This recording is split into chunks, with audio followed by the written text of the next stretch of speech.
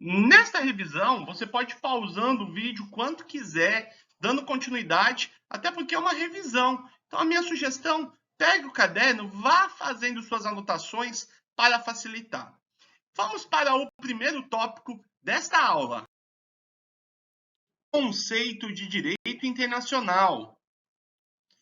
É importante nós entendermos que o direito internacional ele é uma ciência que vai estudar as relações dos países no plano global, obviamente, a relação de um Estado para com o outro, de organismos internacionais nesse plano globalizado, mas também nós teremos a oportunidade de estudar as relações privadas dentro desse plano geral. Então, o meu interesse particular ele pode ser impactado por uma relação internacional.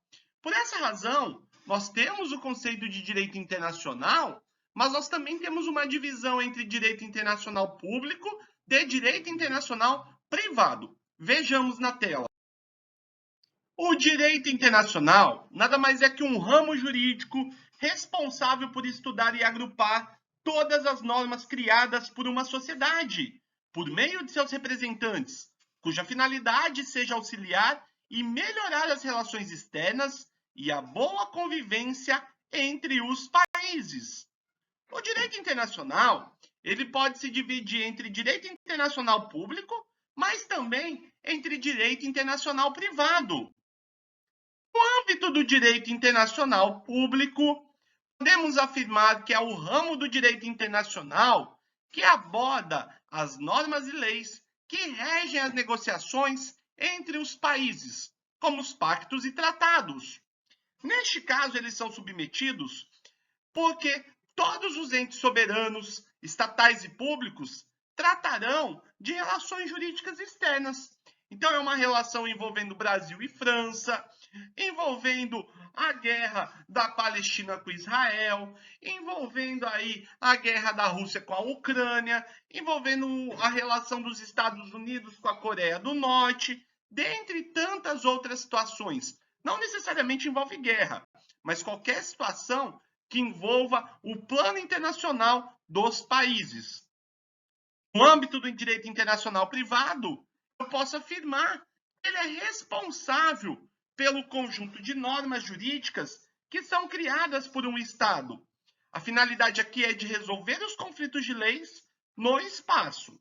Então, ele é aplicado em situações que envolvam entes privados e indivíduos que figurem nas condições de particulares. O Estado ele não é a parte da relação jurídica, mas quem está como parte é um Estado e um particular. Exemplo, questão de guarda envolvendo um filho que nasceu no estrangeiro e o país e os pais moram no Brasil. Isso é uma situação que a gente pode destacar aqui. Nesse sentido, eu posso falar para você que a finalidade do direito internacional nada mais é aí que estabelecer um conjunto de normas, normas de direito, obviamente, que tenham o papel de regulamentar as interações e as negociações entre os estados. O que é o objetivo? O objetivo é respeitar a soberania dos indivíduos, as características de cada uma dessas pessoas, para que a paz ela seja o elemento central das relações entre as nações. Próximo tema, princípios gerais do direito internacional. Neste vídeo, eu vou abordar contigo um resumo dos principais princípios que você precisa se atentar na hora do desenvolvimento, na hora do seu estudo para a prova. Vamos lá? O primeiro deles é o seguinte. Primeiro princípio, talvez um dos mais importantes, é o princípio da igualdade soberana ou autodeterminação dos povos. Esse princípio certifica o respeito entre os países, seja qual for o seu porte, cultura, número de habitantes ou regime de governo. Basicamente, cada país deve respeitar a soberania do outro país. Quando a gente fala de autodeterminação dos povos, o país ele tem o poder de fazer aquilo que ele bem entender dentro do seu território, dentro do seu ambiente. Obviamente que uma exceção pela qual nós podemos aplicar seria em razão a uma eventual violação aos direitos humanos praticado por esse país.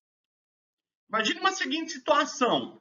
Eu tenho uma casa, meu vizinho tem outra casa. Eu não posso me meter no que acontece na casa do vizinho. A casa dele, ele faz aquilo que ele bem entender, desde que ele respeite as leis. Agora, se eu entender que naquela casa há crimes sendo praticados, há pessoas correndo risco de vida, eu tenho a função de denunciar aquela casa.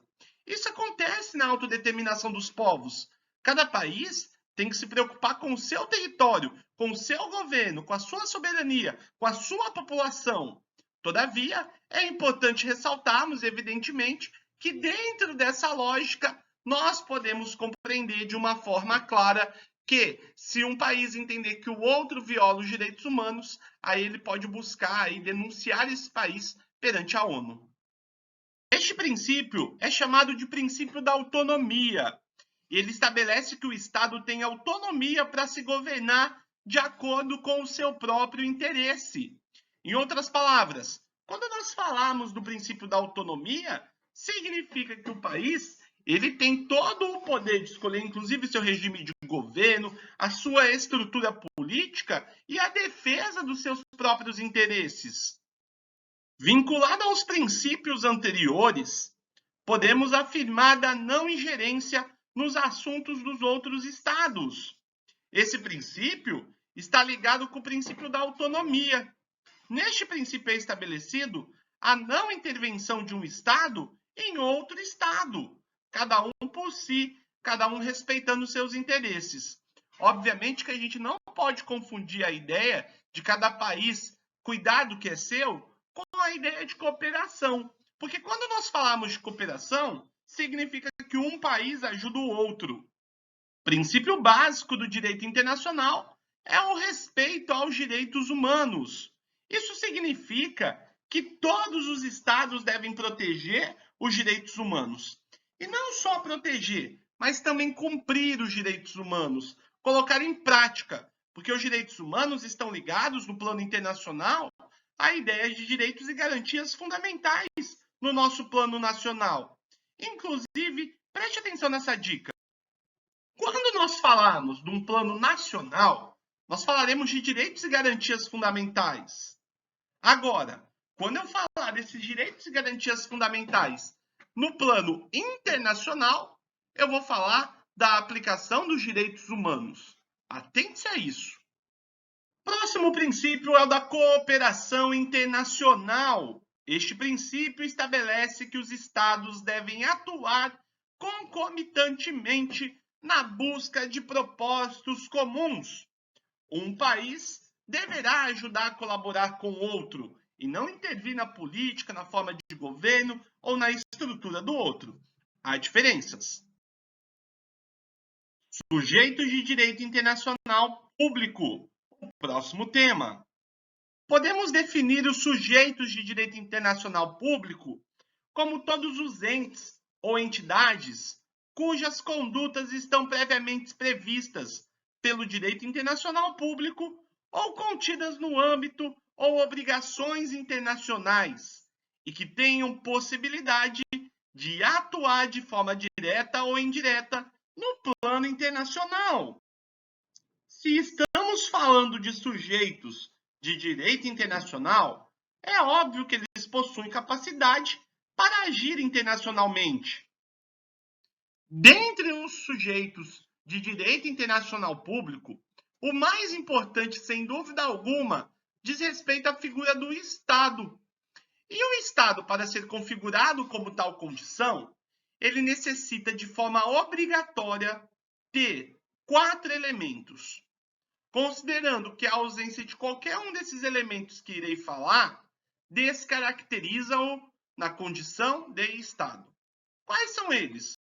Vejamos. O primeiro deles é o território. Mas o que é um território? O território nada mais é que um espaço demográfico, uma região demográfica onde o Estado exerce a sua soberania. É o conceito de território que se refere aí a uma área geograficamente delimitada e controlada por um Estado, onde suas leis, autoridades e soberania, elas exercem a sua jurisdição. Temos também necessidade de haver um governo. O governo diz respeito à estrutura e ao conjunto de instituições responsáveis pela administração, pela tomada de decisões e direções de um país, nação ou até mesmo entidade política. Também temos aí a soberania. Soberania diz respeito ao conceito que está ligado às autoridades supremas e independentes de um Estado sobre o seu território, governo ou sobre a sua população. Aí, no caso, a autoridade soberana, ela implica que o Estado tenha o poder de tomar as decisões internas e externas sem que haja interferência aí de outras entidades ou governos. Aí nós podemos fazer, inclusive, uma associação ao princípio da autodeterminação dos povos. Temos também a ideia de população. No caso da população, é um componente humano que se enquadra no âmbito dos estados. E aí a designação de povo abrange todos os cidadãos nacionais, mesmo que sua residência ela esteja localizada num solo estrangeiro. Podemos afirmar de forma clara que para ser Estado tem que ter território, tem que ter governo, tem que ter soberania e tem que ter população. Se não houver a existência desses 4 elementos, deixaremos de ter a figura de um Estado. Atente-se a essa informação na hora da sua prova. Em relação às organizações internacionais ou organizações intergovernamentais, podemos afirmar que são grupos formados por países que estabelecem acordos e tratados visando promover relações benéficas no âmbito econômico, social, político e principalmente envolvendo aí partes como a Organização das Nações Unidas, a Organização Mundial da Saúde, dentre outros. No caso dos blocos regionais, são coletividades de estados para a realização de fins comuns e angariar vantagens nos relacionamentos entre nações. Exemplo, Mercosul, União Europeia, dentre outros. Vaticano e a sua soberania especial. No caso do Vaticano, a história ela traz algumas informações importantes. De antemão, o Vaticano ele fica localizado dentro da cidade de Roma, na Itália. E trata-se de um espaço que foi cedido pela Itália para a construção de Roma, e obviamente existe aí um tratado, porque estava havendo muita divergência entre os poderes da Igreja com a Itália. Tanto que no ano de 1929, nós tivemos a construção do Vaticano. O Papa, nesse caso, ele faz papel de chefe do Estado do Vaticano, e de governo, obviamente, além de exercer o seu papado para todas as finalidades eclesiásticas. Já a Santa Sé, ela é diferente de Vaticano, porque a Santa Sé ela é o órgão de cúpula de governo e o Vaticano é o Estado. Ambas possuem a mesma chefia, que é o Papa, no ano de 2023.2, Papa Francisco. E aí, obviamente, nós podemos afirmar que Santa Sé e Vaticano são coisas distintas. O Vaticano é o Estado. A Santa Sé, a cúpula do governo. A Santa Sé é que pode celebrar tratados. E no caso de tratados envolvendo a Igreja Católica, nós teremos o nome de concordata. Empresas. As multinacionais têm a sua importância em relação ao comércio internacional. Vários estados hoje celebram acordos internacionais, comércios com as empresas multinacionais, principalmente aí relativo ao meio ambiente e economia sustentável. Organizações não governamentais são entidades jurídicas privadas sem finalidade lucrativa, mas com finalidades próprias. Pode ser política, social, econômica, dentre vários aspectos. Organização das Nações Unidas, a ONU. A Organização das Nações Unidas, a ONU, é uma organização internacional cujo objetivo é buscar a paz e o desenvolvimento mundial por meio da cooperação entre os países. A ONU foi criada justamente para ser um instrumento de paz na sociedade, visando assim dirimir os conflitos internacionais. Em off, né? Não que isso aconteça. A ONU tem o poder de discutir e tomar medidas necessárias para questões enfrentadas pela sociedade, como, por exemplo, a paz mundial, mudanças climáticas, o desenvolvimento sustentável, direitos humanos, desarmamento, terrorismo, igualdade de gênero, a produção de alimentos, emergências de saúde, dentre outros. Vamos estudar os órgãos que fazem parte da ONU. Preste muita atenção, porque eles são importantíssimos. O primeiro deles, talvez, um dos mais importantes para estudo, diz respeito à Assembleia Geral.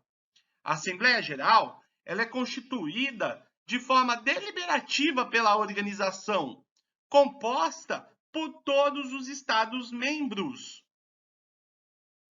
Trata-se de um dos 6 principais órgãos da Organização das Nações Unidas e o único que em todos os países membros tem representação de maneira igualitária. No caso da Assembleia Geral, os seus poderes são para supervisionar o orçamento da ONU, nomear membros não permanentes do Conselho de Segurança, que é um bastante polêmico, receber relatórios de outras instituições da ONU e fazer recomendações sobre a forma de resolução e também manter viva aí os órgãos subsidiários. Conselho de Segurança da ONU. O Conselho de Segurança das Nações Unidas talvez é um dos mais polêmicos e um dos mais tratados e abordados pelos países nos últimos anos, principalmente por causa das questões envolvendo voto e veto. Quando nós falamos do Conselho de Segurança da ONU, é um órgão cujo mandato é de zelar pela manutenção da paz e da segurança internacional. E é o único órgão do sistema internacional capaz de adotar aí decisões obrigatórias para todos os Estados-membros, podendo inclusive autorizar intervenção militar para garantir a execução das suas resoluções. Esse Conselho de Segurança da ONU, ele é conhecido também por autorizar o desdobramento de operações de manutenção da paz e missões políticas especiais. Então, em situações envolvendo aí, como por exemplo, essa questão de Israel e a Palestina, muitos países já solicitaram a convocação do Conselho de Segurança da ONU para tratarmos de como isso será resolvido. Todos os países que participam do Conselho de Segurança da ONU têm direito de votar. Porém, 5 países têm um assento permanente, ou seja, cadeiras cativas, que o Brasil, inclusive, galga há algum tempo. São os países que possuem direito de votar e vetar, por conta dessa cadeira cativa: Rússia, China, Estados Unidos, França e o Reino Unido. De modo geral, o Conselho de Segurança da ONU é composto por 15 Estados-membros, e 5 deles são permanentes, conforme eu mencionei: Estados Unidos, Rússia, Reino Unido, França, China, e 10 membros temporários são eleitos pela Assembleia Geral a cada 2 anos. A presidência ela também é rotativa, e não necessariamente a presidência é exercida por um estado que tem a cadeira cativa. No mês de outubro de 2023, a presidência, inclusive, é exercida pelo Brasil, cujo mandato de 2 anos está acabando. O Conselho de Segurança é o único órgão da ONU com poder decisório. Portanto, ele deve agir com dever e respeitar aí toda a soberania dos estados. E as decisões, elas devem ser tomadas de modo que também sejam acatadas pelos demais países. Conselho Econômico e Social. O Conselho Econômico e Social da ONU é um órgão responsável por auxiliar a Assembleia Geral no que tange a cooperação socioeconômica e o desenvolvimento internacional. No Conselho Econômico e Social existem as seguintes comissões: a Organização das Nações Unidas para a Alimentação e Agricultura, a OIT, a Organização Internacional do Trabalho, a OMS, que é a Organização Mundial da Saúde, a Unesco, que é a Organização das Nações Unidas para Educação, Ciência e Cultura, dentre outras. Corte Internacional de Justiça. Cuidado para não confundir com o Tribunal Penal Internacional. No caso da Corte Internacional de Justiça, sua principal função é resolver aí conflitos jurídicos que são submetidos pelos Estados, emitindo pareceres sobre questões jurídicas apresentadas pela Assembleia Geral das Nações Unidas ou até mesmo pelo Conselho de Segurança da ONU. De modo extraordinário, eles poderão solicitar pareceres consultivos a órgãos e agências especializadas autorizadas pela ONU. Mas desde que, evidentemente, essas questões elas estejam submetidas dentro da sua esfera de atividades. Reitero, quando nós falamos da Corte Internacional de Justiça, ela vai julgar estados, os países, e não pessoas, como acontece no Tribunal Penal Internacional. O Tribunal Penal Internacional vai julgar aqueles que cometem crimes de guerra, ou crimes contra a humanidade, ou até mesmo genocídio. Ele vai julgar pessoas. No caso do Tribunal Penal Internacional, eu posso ressaltar para você a atuação aí contra o presidente da Rússia, o Vladimir Putin. Atualmente existe um mandado de prisão contra ele sobre a alegação de que ele cometeu crimes de guerra, crimes contra a humanidade, por conta da atitude dele enquanto pessoa contra demais pessoas e países.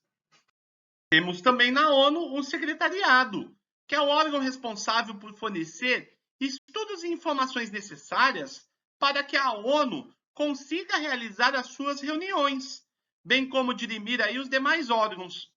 O secretário-geral da ONU é o principal cargo da organização, que atualmente é exercida pelo português Antônio Guterres. Proteção Internacional dos Direitos Humanos.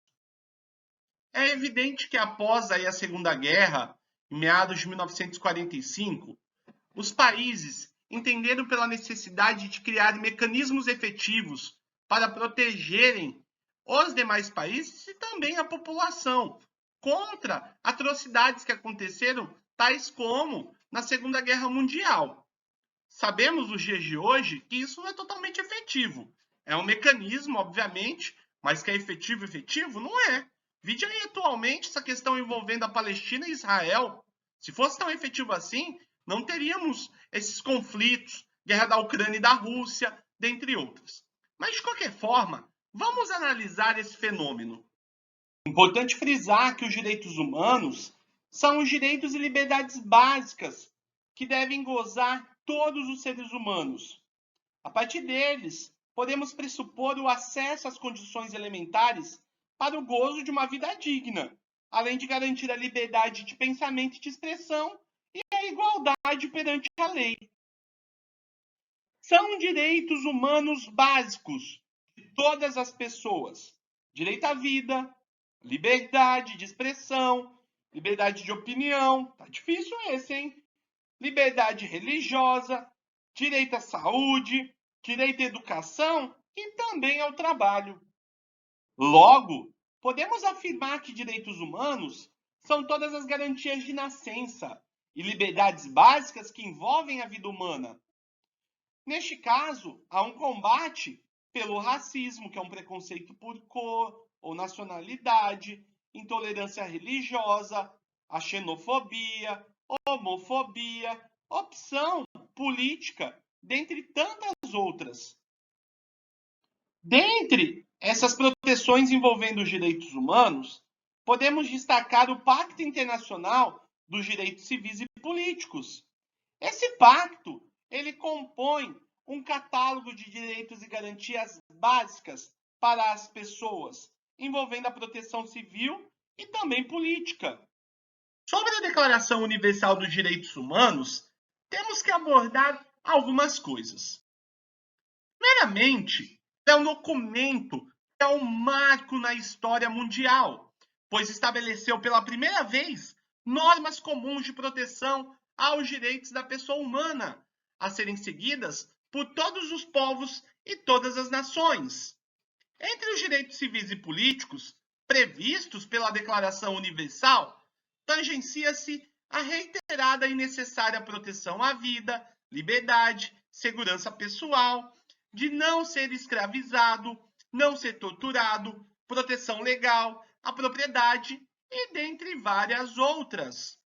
Pacto Internacional dos Direitos Econômicos, Sociais e Culturais.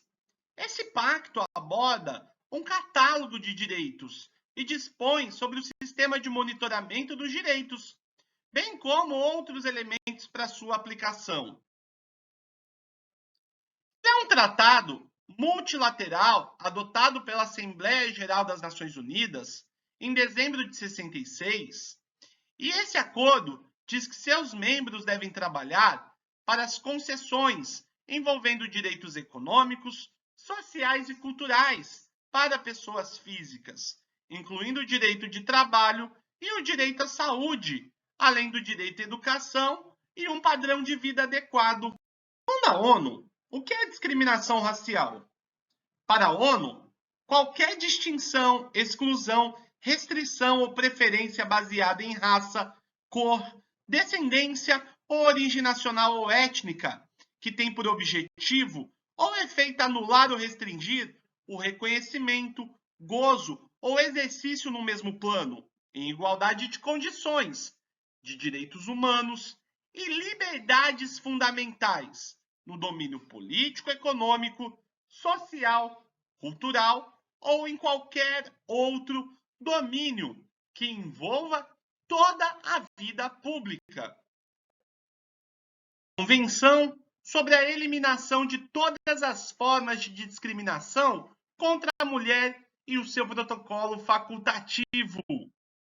Neste caso, a discriminação contra a mulher, segundo a Convenção, é toda distinção, exclusão ou restrição que seja baseada no sexo e que tenha por objetivo ou resultado prejudicar ou anular o reconhecimento, gozo ou exercício pela mulher, independentemente de seu estado civil, com base na igualdade do homem e da mulher, dos direitos humanos e liberdades fundamentais, no campo político, no campo econômico, social, cultural, civil ou em qualquer outro campo.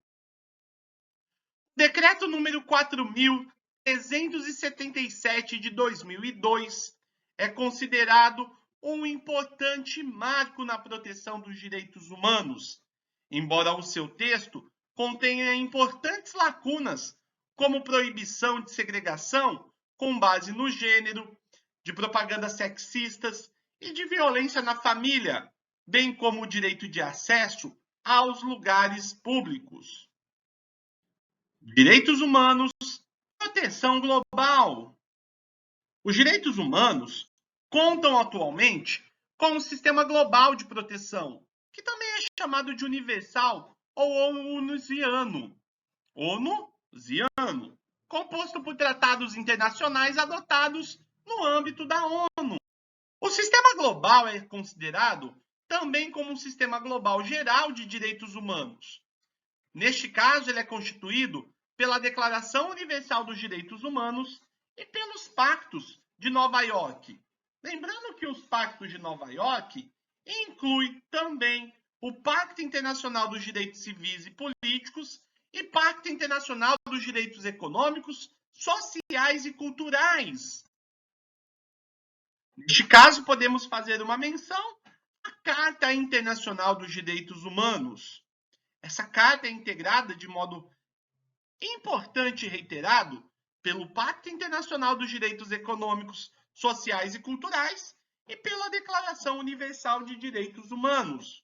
Preste muita atenção nisso. O Sistema Global Geral dos Direitos Humanos é conhecido pela Carta Internacional dos Direitos Humanos e é constituído pela Declaração Universal dos Direitos Humanos e pelo Pacto de Nova York, este que inclui o Pacto Internacional dos Direitos Civis e Políticos e o Pacto Internacional dos Direitos Econômicos, Sociais e Culturais.